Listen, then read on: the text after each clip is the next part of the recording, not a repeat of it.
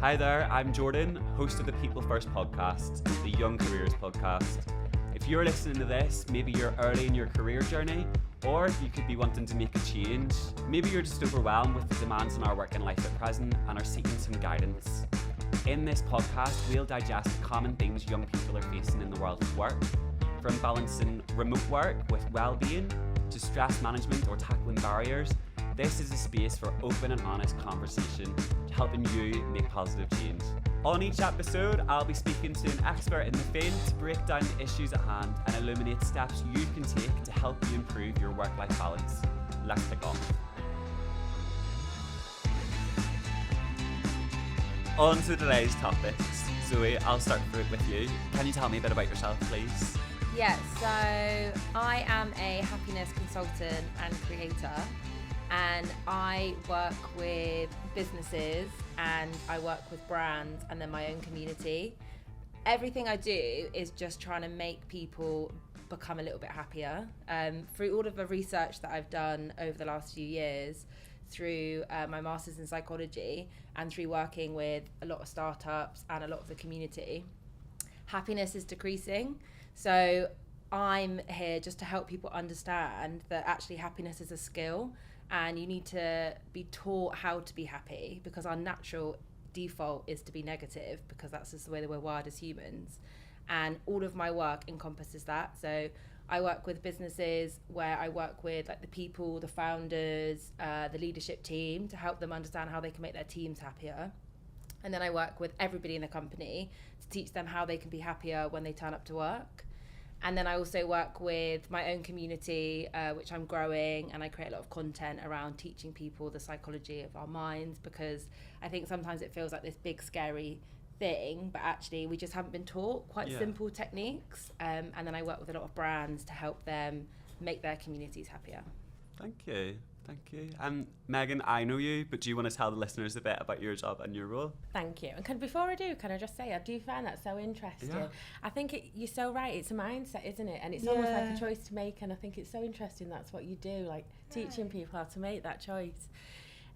So what do? I'm the head of colleague experience for Brook Street. So I work on lots of projects that are hopefully make our employees a bit happier at work. So lots on employee engagement, lots on health and wellbeing, lots on mental health first aid, and kind of the resources that we've got available for our staff to use. Yeah. So that's me in a bit of a nutshell. Thank you both so much. That was two really good intros. I'm really actually looking forward to today's discussion.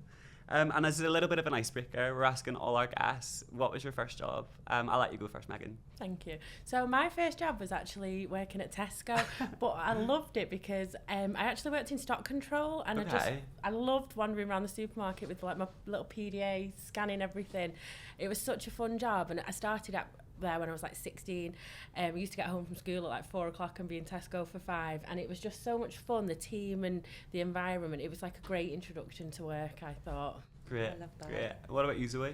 My actual dream when I was younger was to work in Tesco, because you remember at the checkout before, like this is my age now, but before self-checkouts, when people would the customer service associates would then be scanning everything through. I think that was so cool. So that was like my dream, to work at Tesco. But my first job was cleaning my dad's shop. So he is a kitchen fitter, and he had a little shop which was like opposite our house basically. And I used to clean there on a Saturday morning. Nice. I love that. That's a big jump into happiness, to be honest, and wellness. But I can see that. Well, mine isn't as interesting. I swept the floors in a vet's office and then went from there to work in Topshop. And at 16, that was cool. I used to think I was cool. Topshop discount is definitely better than Tesco discount. It was. I used to go into school flogging the Joni jeans to the girls, and that was it. But I've still got a pair of Joni jeans. I'm not joking. I've got them like pristine in the cupboard, just thinking one day I'm going to bring you back out. Well, that's it. But enough about those. On to wellness. So, well-being terms are discussed so much these days. But could you explain, either of you, mindfulness to me in a way that you think my grandparents would understand? I feel like mindfulness and wellbeing feels like this massive like club that only certain people get access to or get a ticket to.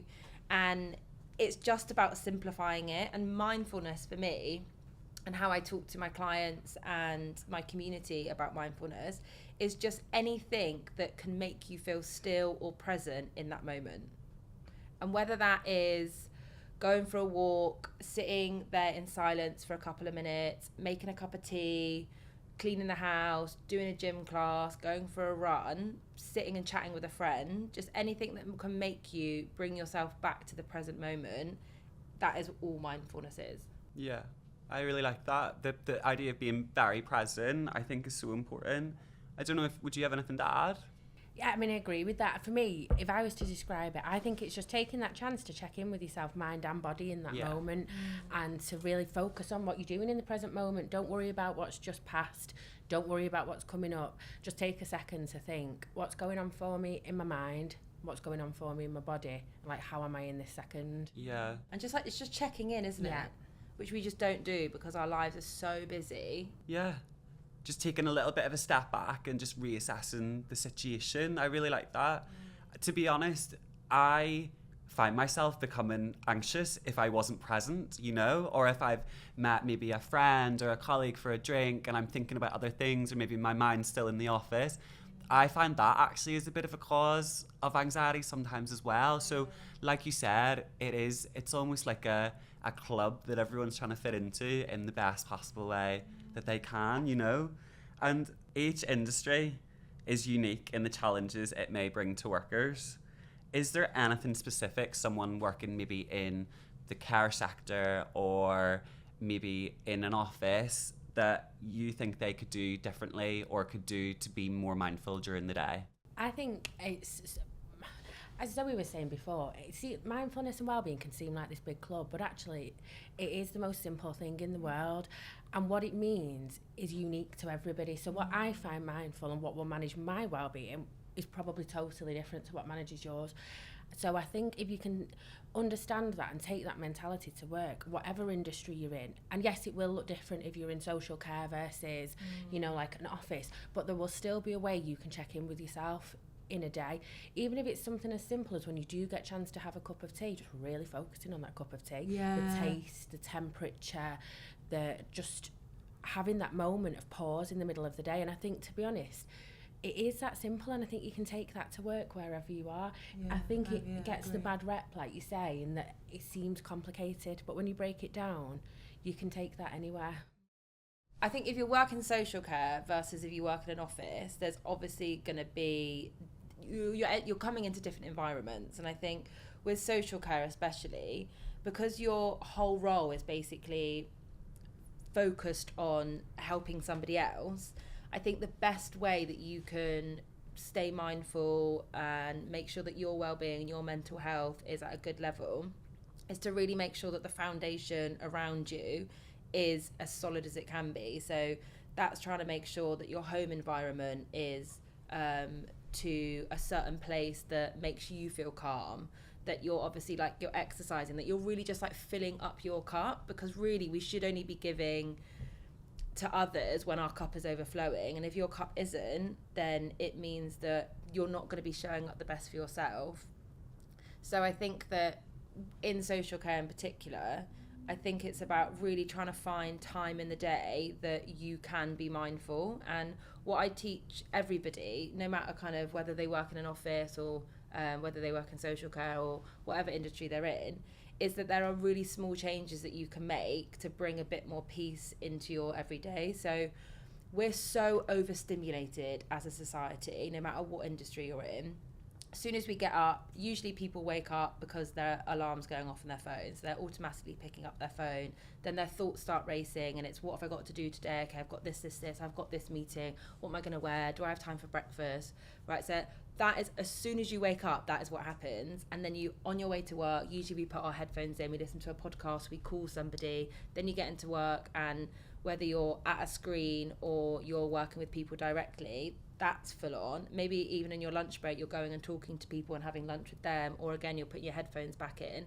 And then after work, you're doing the same. You're putting your headphones back in, calling somebody, Watching going and Netflix. meeting friends.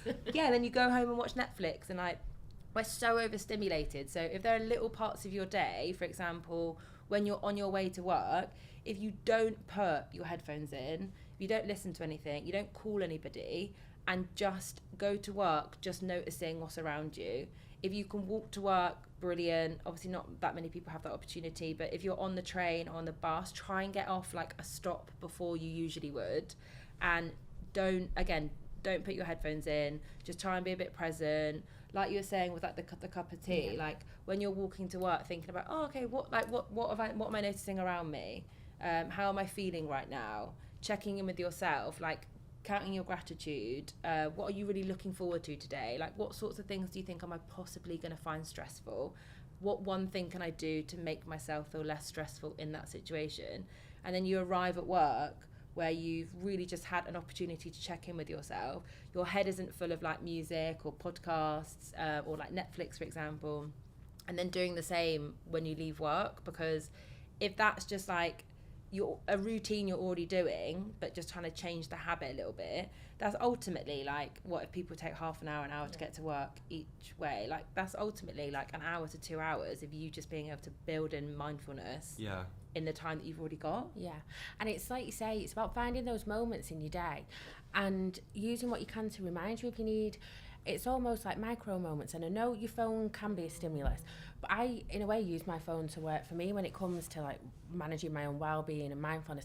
And I use the reminder function, and I have reminders that go off at certain points in the day to remind me to do those things that I know I need to do to manage my mood, my well-being, my mindfulness throughout the day. So I get pings at different times, like go outside for 10 minutes, go and take 10 deep breaths, because it's so easy to just get carried away in your own day, isn't it? And what everyone else needs from you as opposed to what you need for yourself. So I think it's just like finding those routines that work for you, isn't it? And making technology and making your routine work for you. I mean, I even have one that goes off at like 6 a.m. saying remember to take your vitamins, because if I don't put the reminder on, I don't take them. It's a perfect idea. And to be honest, you know, it's, even if it's reminder specific things, but it's a reminder to focus on you know, and the things that you're doing and in that minute.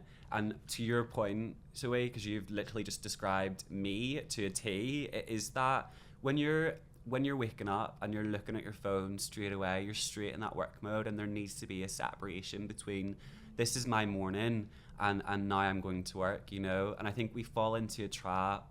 You know, if it's midweek, I'm going from my screen in the morning to my laptop to then my TV, and then I'm falling asleep, you know, like scrolling through my phone. And that alone is not a healthy lifestyle, you know. So there's things that I'm even hearing today that I know I could definitely work on. And the idea of seeing what's around you, feeling what's around you is so important, I think, to integrate, you know.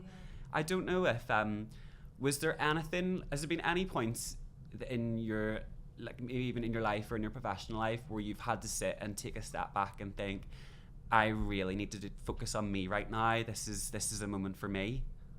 Yeah, I think that through lockdown, that's when I actually started my business. And because there wasn't anything, I didn't think there was anything else to do, I was just working like crazy hours.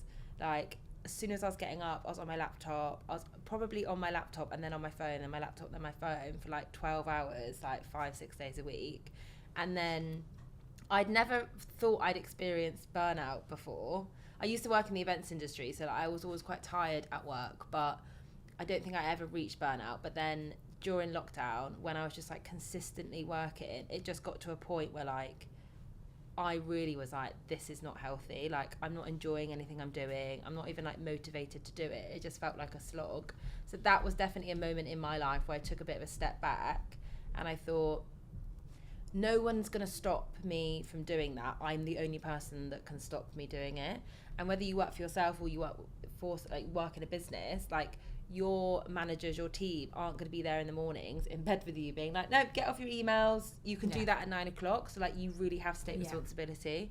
So since I got to the point where I was burnt out, and that took a really long time for me to recover from, because burnout isn't you just then having the weekend off or going on a holiday. Like, burnout really is ingrained in your body for like weeks and months, and you have to really kind of work it out of your system. So at that point I was like, right, I need to take a step back. I'm the only person responsible for my time, and if I don't manage it, then nobody else is, and I'm going to keep falling into this pattern. So I think that was like a really big lesson for me, and now I'm really conscious about what time I start in the morning, what time I finish in the evening, not working on weekends. And even if like there's so many things, there's a few things I know that I could do in the evening, even though maybe that means I work until 8, but I know that then in the morning I'll be tired from that. I'm just really good now at being like, no, it can wait. Yeah. It's so true. I feel like the busier you are, like you say, the more temptation there is to work, but it is counterintuitive. And that's how I felt in some of the, when I felt that way in work, and when I felt kind of reaching that point of overwhelm, you have to be so strict with your working hours, and that is one of the first places to start, isn't it, in terms of refocusing on what it is you need to do. And it feels like you're going against the grain when you think you've still got 10 things to do on your list, but if you finish those 10 things that day, you're going to be written off for the next couple of days, and you're not going to be any use to yourself or anyone else. So that is, I couldn't agree with that more. Being so true to your working hours is one of the number one things you can do to help, I think. And we see it a lot, and I think in our industry as well, you know, recruitment, there's many pressures. There's pressures from the candidate, you know, our consultants are seeing pressures from the client and things like that as well. You know, obviously it is we're a target driven environment, you know, and is, I think what the point I'm trying to iterate is, if someone was to come to you and say, you know, Megan, I'm burnt out, what would probably the first piece of advice be that you would give, or what steps would you take, do you think, with that employee? First thing I would say is to remove yourself from the environment straight away, even if that does mean taking a little bit of time off sick. You know, burnout is illness. It might be mental. Well, it's not just mental burnout, is it? Let's be honest. When you reach that point, it is physical as well. And I think you just need to remove yourself from that situation and do whatever nourishes you for a couple of days, and just focus on yourself. And like I said earlier, that will look different for everybody, but whatever it is that helps you refill your cup, to the point Zoe was making, before you then even start trying to address the issues that were causing the burnout in the first place. And would you have any tips on how to maybe stay, like preemptive steps to how to stay on top of things, or, you know, try and avoid that burnout? You know, what if I'm a naturally anxious person? Do you think that there's anything I could do differently in my job that would prevent that, if that makes sense? Burnout happens really, really slowly, but then it hits you really quick. But it will have been a really steady point up until the point where you get to it and you think, I literally can't continue. It's like the frog being boiled alive, isn't it? You don't notice it. Yeah, until boiling point. Yeah, exactly. And I feel that there's two parts of it. So you have to be responsible for your own time, and you have to be responsible for when you can feel that actually you're overworking. And then there's also responsibility for your managers and for the, you know, the wellbeing team and the rest of your colleagues to notice if you're showing up to work and you maybe don't seem yourself, or you seem to be staying later, or they're sending emails at certain times, or they're showing up differently in meetings. It should all really be like a collaborative, it should all be collaborative of us helping each other in the workspace. And if we can get a bit more confident and at having those conversations with ourselves, of being like, right, actually I've really noticed this week that, and it's that consistently checking in. So checking in at the end of the week, how has my week gone, how many hours have I actually done, how come I have done 10 more hours than I should have, what's happening here? Is it just a busy period, or can I see this happening over a long period of time? Who do I need to talk to? Can I talk to my manager about it? Can I delegate anything? Yeah. That's how you can kind of start picking it up, is just like checking in with yourself like weekly and looking over what you've been doing and how that week's gone, and kind of taking it week by week. We have a tool that we use at Brook Street that I think is great in these circumstances. It's so simple, but sometimes simple is best, and it is just literally called the wellbeing plan, and it is just a conversation guide for a manager and an employee to talk about that employee as an individual and what wellbeing looks like for them. And there are even conversation pointers in it, like for the manager to say to the employee, are there any habits or warning signs or behaviours that I should look out for in you? And then if I notice them, I know I need to check in with you. So as an example, if I'm emailing at 10 o'clock at night, is that actually a flag for my managers to then say, when we sat down and did your wellbeing plan, you told me to watch out for kind of late night emails because that can be a sign things are getting a little bit much for you. I've noticed it. What can we do? Yeah. And it's so simple, but it's so effective to sit there and just have that open conversation. Like, this is me, this is how I behave, and this is what to look for. When it comes to, if you're thinking about Gen Z, right, and they're entering the workforce, and maybe it's their first, second job, what I notice is that they really believe that they should know absolutely everything and that they should be getting everything right straight away, and that just isn't the case. And like, if that's one message that I can kind of give to younger people coming into any industry, is that you are not supposed to know everything.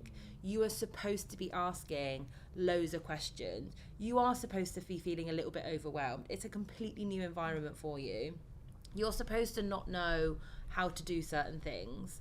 And because everybody else in a workspace is usually so busy, it might seem, and they're just getting on with it, it seems that maybe they're just getting on with it. Like, you need to be able to get really comfortable with asking people around you for support, and if you don't know anything, to ask questions about it. And then it's also the responsibility of the workplace to be creating really safe environments that their young people can be asking questions. And if your young people aren't asking loads of questions, then you're not creating a safe enough space. Yeah. And it's about being really open about the conversation, isn't it? So like, we do a lot of communication with our colleagues, and we do talk about wellbeing regularly, because if they see that on the agenda for their leadership team, they know that actually that's a question that's okay to come in and ask. Even if I am Gen Z, first job, only being in the business for a couple of months, if you are going onto your intranet, if you are going onto your social pages, if you are going onto your business calls, and people are having that conversation, it creates that environment where you know actually it is okay to ask this question, it is okay to say that I feel that way. And that's one of the reasons we have put so much work into it over the last couple of years, with like the mental health first aiders, the wellbeing sites, the resources that we do, not just for our consultants working for us at Brook Street, but the ones we do for our associates and candidates that we've got out working for our clients. And I suppose this is a bit of like a humble brag on behalf of Brook Street, but we are actually in the finals for an award next week in the health and wellbeing category for the Employee Experience Awards, and it's all around the support that we have been doing for our candidates and our associates with our clients. Fantastic recognition for Megan, if she doesn't mind me saying. And sorry to interject there, but I want to be clear for the people listening. What is a mental health first aider with Brook Street, and what position do they play within our business? So a mental health first aider is somebody who has been on a specific training course which upskills them in a number of things. It upskills somebody in the basics of, what is mental health? What are we talking about when we use that term? It talks around some of the more common mental health issues that are seen, and then it teaches them the algorithm. It's called ALGAE, but don't put me on the spot and ask me to tell you what that stands for, but it's about listening. It's like ask, listen. It's about just giving that person the opportunity to get off their chest whatever they need to get off their chest, and to give them a space where they can talk about how they're feeling. The role of the mental health first aider is very much that, to sit and listen, and then to help direct them to the most appropriate place. They're not medically qualified, but they're such a great first tool and a great first step, because they can sit and listen to somebody who is potentially, mid-crisis, and they can know where to direct them to and how to help them. And it was just something we were really passionate about making available to our associates. So over the last we launched them in 2021, but we really wanted to ramp it up. So over the last 6 months, we've upskilled at least one in every location, so that anybody who works for us in any capacity can contact that branch and be put in touch with somebody to talk to if they feel the need that they need a bit of extra support. But as well as that, we wanted to recognise mental health isn't just about being in crisis. It's actually a spectrum of, positive mental health to times where you're suffering with it. So we wanted to make sure we had like self-led resources and other things available as well. So we created the wellbeing hub and the intranet that everybody has access to, and it's got all kinds on there, from like shopping lists if you want to eat a bit healthier, to yoga classes, to lots of finance calculators if you're trying to have a little look at your financial well-being. And just wanted to make all these resources as freely available as we could. So please make that plug again. So we are nominated for We are nominated for the Health and Wellbeing category at the UK Employee Experience Awards. So I'm very excited to go and present there next week with our brand leader Lee and my manager Sarah. And it is honestly a testament to all the hard work you and your team have done, you know, over the last year on it. And Zoe, can you outline some strategies to manage stress at work? Yeah, so what I really try and teach teams and people within businesses is that we have to look at stress a little bit differently. So stress is just an emotional reaction. That's all it is. And once we understand our emotional reactions a little bit more, then we can feel more in control of when we do feel stressed. And when we feel stressed, the only reason we feel stressed is because our mind thinks that we're under threat. It's so true, that, isn't it? It's just, it is a physiological response that's actually protected us for thousands of years. But now, like, our stress is an email as opposed to something chasing us. Yeah, exactly. And like, but that is still a stress to us. And when you do start to feel stressed, your body basically increases cortisol and it increases adrenaline. And when you have too much of that, that's when your body starts to feel like you can't manage, because really, like, you can manage all of that work. You might not have enough time to do it in the time frame that somebody's given it to you, but you can do it. It's just the fact that everything now feels like it's really on top of you, because your body's basically producing like double the amount of stress hormones that we should be having, right? Because it's preparing you for that, like, fight or flight. Fight or flight. That's exactly it. That's all it's doing. And all we have to do in that moment is take a deep breath and say to yourself, okay, what is making me feel stressed? Really simplify it. I feel stressed because I've got X, Y, and Z to do, and I've only got one day to do it. Right. So what is the top priority for me to do? Like, what really, really needs to get done straight away? Who can I talk to in my team that can potentially help me? Who can I talk to that's going to make me feel a bit more safer, that can guide me?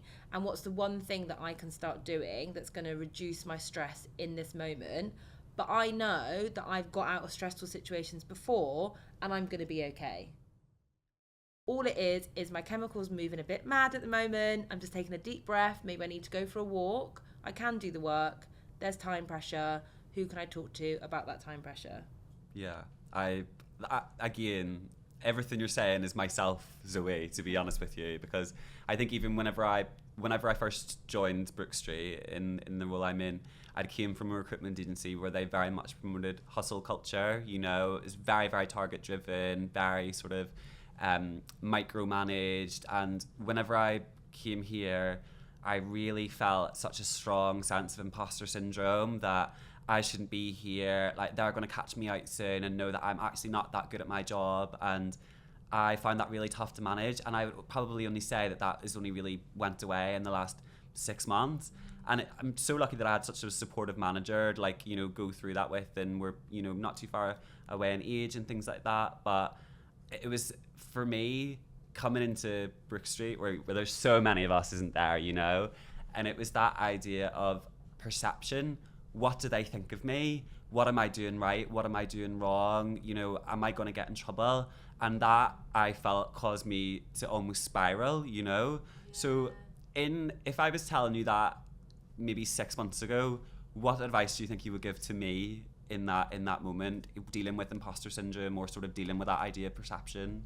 I'd firstly say that I don't think we talk enough about when you have been in a negative work environment, actually how much of an impact that has on you for a long 100%. Time after. Yeah. And it's like there's like uppercase trauma and lowercase trauma, right? Like those sorts of work environments are classed as like a lower T trauma. So you probably experience a lot of trauma working in that environment. If you are in an environment where you're being made to feel that you're not very good, that is going to reduce your self-esteem. That's going to reduce your confidence. And you need that. You need to feel validated to be able to feel, to have kind of like a healthy outlook on life and a healthy view of yourself. So firstly, I think it's about understanding and giving yourself a little bit of grace that you went through an experience that actually wasn't very good for you. They didn't give you the environment that you needed, and you managed to pull yourself out of that environment. No matter how it was done, you got yourself out, and now you're in a new environment, but you know that actually you would have learned a lot of habits from that old environment that actually wasn't very good. So not only are you in a new space, or you're having to learn a new job, you're having to meet new people, you're also then having to try and unlearn some of the bad habits that you've done. And that is a lot of work for somebody to take on and for somebody to go through. So I definitely think I would say give yourself a lot of grace. Have a think about all of the bad habits that maybe, or the bad feelings that previous place had made you feel, and be really honest with yourself about them. You know, maybe it made you feel a bit worthless, maybe you feel that you're not very smart. Like, write all of those things down, and then whenever you've got like a negative thought, it's always about trying to find evidence for that. So you have to say to yourself, is there any evidence that I'm not very smart? Well, actually there's not, because I've actually been employed somewhere else, and actually I did a project once and that went pretty well, so I can't be completely clueless. And then start building your confidence back up in those areas. And every time that you have those thoughts around, oh, I'm not very good, I'm an imposter, you have to stop those thoughts in your track, and you have to stop and you have to say, come on, we wouldn't be here if they didn't think I had the potential to be here. Yeah, you're right. And you're like right. following those sort of... Could I just add two things on the last couple of like topics we've had? On the imposter syndrome thing, I saw a reframe on Instagram that I just think is beautiful, about how if you feel imposter syndrome, take it as a sign that you're doing something brave. Because that's why I love you feel that, it. Megan. I really love that. And we did an event on imposter syndrome internally a couple of years ago, and we had one of our male board directors come on, and he was very open about his own imposter syndrome. And I think for people to see somebody in that position be so open about how they can experience it too, was really refreshing, and it really brought a lot of conversation. And what we were talking about was what I don't think we discuss enough is actually when you take on a new challenge, you're not supposed to be an expert. You're learning. And that, I think because we don't talk about that situation enough, and we don't talk about giving people the grace, giving people the time to upskill themselves for the challenge that they're taking on, that can cause feelings of imposter syndrome. Whereas if we just sit and have that conversation, that we recognise there's going to be an adjustment period here. You've took on a new project, you've took on a new challenge, you've took on a new job, and there's going to be a time where you're getting used to, you know, the new environment, the new whatever. So I think it's really important to kind of talk about imposter syndrome in that way as well. And the other thing I was going to say is, Zoe, you said before about like if there was one thing you would say to Gen Z. If there was one thing I would say coming into the workforce, especially if it is kind of your first job and you're building confidence, is this is a two-way partnership. And that company want and need you just as much as you want and need them. It's an equal power dynamic, so don't ever walk into a situation thinking that, you know, it's not David and Goliath. The company don't hold the cards. They've invested time, energy and effort into you. They believe in you, and they want you as much as you want them. So be confident, speak up and say what you need. That is honestly such a brilliant piece of advice. And I think a big impact on our mental health and well-being is social media and being freely able to compare ourselves to people at all times of the day. Is there any advice you would give someone that you think is finding themselves doing that, or finding maybe a little bit of jealousy towards others, or just, you know, having that bit of envy? Yeah, I feel like with social media is such a big one, in terms of it kind of decreasing people's happiness. It also actually, like, when you're using social media actively, well, like when you're posting about yourself, when you're making comments on your friends' pictures, that's using it actively. That actually increases your happiness. But then when you use it passively, when you're scrolling through, and like you've mentioned, like looking at other people's stories, looking at people's LinkedIn and seeing that they've maybe been promoted, etc., that's when it starts to like decrease your happiness. We are so addicted to our phones, and that actually we're not responsible for that. Our phones have been designed to be addictive. They've been designed by very unethical psychologists to keep people addicted. So although it isn't our responsibility that it's not our fault that we're addicted to social media. It is our responsibility to take back a little bit of control. And your phone and social media doesn't control you. I think we feel like it does because we're so addicted to it, but it doesn't. And I think if we can try and take the power back of social media and take the power back of us being on our phones as much, then we can start to decrease the amount of time we spend on it, and we can start to spend more time on things off of apps that then are going to naturally increase our happiness, for example. And like, the reason why we want to go back onto social media, even if we've just been on and it's made us feel not very good about ourselves, is because sometimes when you do go on, you get that dopamine hits, you get those happy chemicals. So your brain is like constantly being like, go back on, because it's getting it. But you have to try and find a new routine of how you can get that dopamine hit kind of like off apps and off your phone, and like finding what you can do that you're going to find enjoyable when you're not on it. Yeah. But I think we just like, the comparison is always going to be there if you go and look for it. And I think it's about reminding yourself in the moment and being like, okay, well, this person might have X, Y, and Z, but actually reminding yourself of what you have. Yeah. Well, actually, I've got a good job, and actually I'm working really hard, and like, that's amazing that they've got that, but I don't have that right now, but it doesn't mean I'm never going to get it. Okay, actually, maybe that is something I want to work towards. I didn't know that about myself. What can I do to start then working towards, so I can get that sort of promotion, or I can go on that type of holiday, or I can have a certain friendship group like that? Like, what can I do at the moment that's going to help me move closer to the things that I want? And like retraining your brain to think of that way, rather than like, oh my God, I'm so jealous, or oh my God, I'm so behind. It's like, cool, this is where I'm at. I'm grateful for X, Y, and Z. I know I'm really good at this. This is what's going well. How can I pivot if I do want those things? Yeah. It's like you said as well, it's our responsibility. And the power is in the choice. Yeah. Unfollow anybody that, you can cultivate the environment you want on your social media. Unfollow anybody that isn't making you feel good. Or if they're a friend and it's going to be a bit awkward, if they realise you're not following them, mute them. It's the best button ever on social media. And I want to go back, Zoe, to something you said before about getting that dopamine hit, because I think it's a really important thing. Where would you say you get yours from? I definitely from being around my friends and laughing.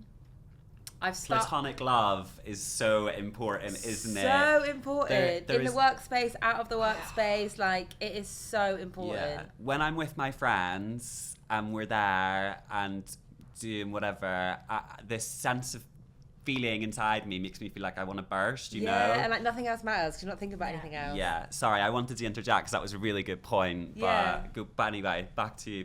And that's like mindfulness, right? Being in a moment, being with your friends, being present, like not having your phones out. Like, you don't have to capture every single thing to then put onto Instagram. Like, maybe take your pictures at the beginning and then keep your phones out so you can create those natural conversations. Yeah.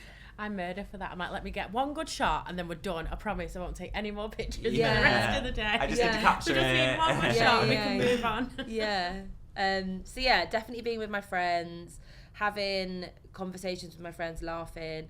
I've really got into team sport recently. Okay. I've started playing football, which has like brought me so much more than I ever thought it was going to bring me. Because like, firstly, you can't be on your phone because you're running around. You're part of a team, which, boosts those kind of bonding chemicals. You're exercising, which is again increasing like your dopamine hits. And then you all just being there together, it's like camaraderie, and it's like, oh, I'm part of something. And those are the sorts of things that, again, just those really simple things. Being with my friends, playing football. Yeah, like, and I think that brings me so much so much happiness. Yeah. For being present in those moments as well. Yeah, understandably. What about you? What would you say? I'd agree with those, and I think I would say as well, setting yourself, whether you want to call it a goal or a challenge or whatever, and achieving it. And it doesn't matter what it is. It can be as small as, I'm going to get up and go to the gym in the morning, and then the way you feel, it's kind of like self-affirming and build your self-confidence and your self-worth when you get up and do that thing for yourself. Whether, it could be mindfulness, it could be the gym, it could be any activity. Or it could be as big as, learning a new skill. It can be as big or small as you want to make it. But saying you're going to do something and doing something. I think the sense of achievement you get from that, I think that really kicks the dopamine off as well. Yeah, I agree. I'm trying to think where I feel like I get mine from. I would probably have a similar answer to you, Zoe, to be honest with you. It is, you know, being surrounded by where you feel love, you know, and that support or whatever.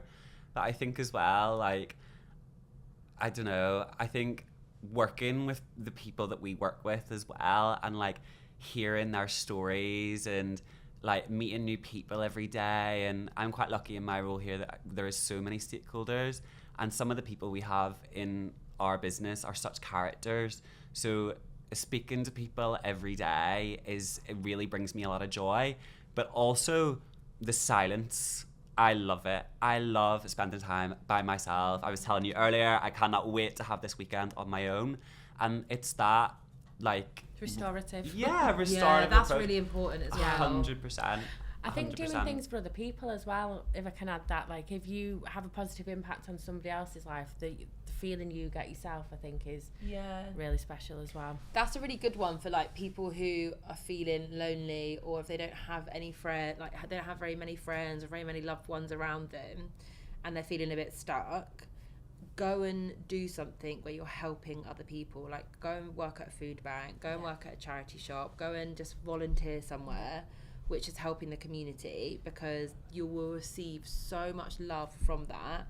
And that will then start to kind of build your confidence up again. It will start to make you feel loved. It will make you feel wanted. So I think that's really important. It gives you a lot of perspective as well. I do a food bank at Christmas, and honestly, the way that I feel when I leave there, the gratitude and the love and the knowing you've helped someone else, but it's the perspective that you actually get when you go, and because we're all so much in our own worlds, we're all so much in our own minds and lives. And I think when you put yourself out there in situations like that, just gives you perspective on the world and different people, different backgrounds, and I think it's great. Yeah, I agree with that as well. Takes you out of like your bubble, doesn't it? Yes, it does. Finally, can you both give our listeners a challenge to set themselves this week to help focus on mindfulness?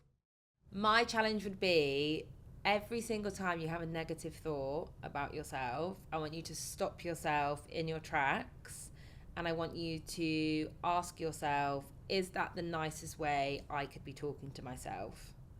And if it isn't, how you can change that negative thought and say, okay, so maybe your negative thought is, oh, I'm not very good at my job. I want you to then give yourself some evidence of why you actually are good at your job, and then start from there. So it's about retraining all the negative thoughts that you have and trying to retrain them into a more positive light, because that will then help you feel a lot more at peace with who you are. Love that. I love that. What about you? What's your challenge, Megan? I might suggest to mirror what I've started doing myself, because I've only been doing it for the last couple of months, and honestly the benefit I've found from it has been brilliant. So maybe kind of making your technology work for you and setting a reminder for yourself at a time of day where you know actually you might start to slump.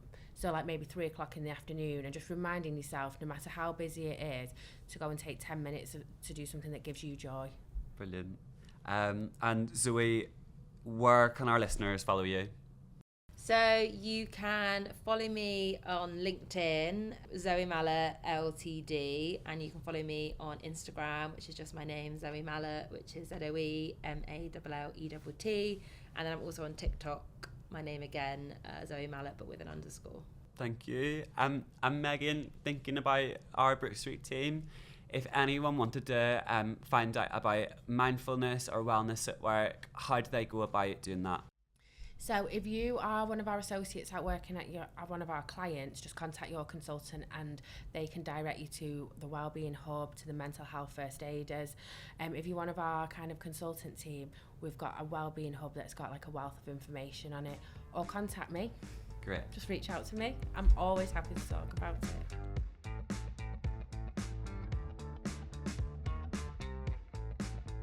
And that's the end of today's episode. I just want to say a big thanks to Megan and Zoe for all their insights. Please remember to check out the Brook Street website for all our latest job openings, because there may just be a dream role on there for you. Thank you for listening to the PeopleFirst Podcast. If you find it helpful, please share with a friend or colleague. And if you've got time, we'd really appreciate a follow, a rating, or a review on Spotify, Apple Podcasts, or wherever you're listening to the show. Thank you, and see you next time.